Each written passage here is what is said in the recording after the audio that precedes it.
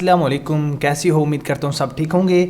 आज हम बात करेंगे गूगल के बारे में। गूगल का मालिक कौन था और ये किस दौर में वजूद में आया। गूगल का मालिक और ये किस देश की कंपनी है आज के दौर में। मुझे ऐसे नहीं लगता जिस स्मार्टफोन में कोई इंटरनेट यूज़र ना होगा जो गूगल के बारे में जानता ना हो, लेकिन गूगल के बारे में सब यूज़र जानते हैं। जो स्मार्टफोन में है उसमें तो गूगल के ऑपरेटिंग सिस्टम पहले से ही इन डिवेंट से चल रहे हैं। इन्हें स्मार्टफोन में पहले से ही स्टोर कर दिया गया है, लेकिन इसमें ज़्यादातर पॉपुलर गूगल हैं। गूगल का मालिक साल 1998 ईस्वी में गूगल के नाम के प्राइवेट कंपनी रखी गई।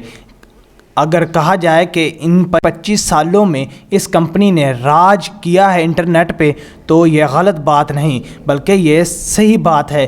अगर आप अपने देश का थोड़ा सा भी ख्याल रखते हैं तो आपको ये पता होगा कि इस कंपनी का मालिक कौन था। इस कंपनी का मालिक दो लोग थे, एक लैरी पेज और सर्ज ब्रिन था। दोनों साल 1995 ईस्वी में एक साथ पढ़ते थे और इन्होंने एक मुआहदा किया कि हम एक साथ काम करें और एक साथ काम करके एक साथ तैयार करते हैं जिसका नाम हम गूगल रखेंगे।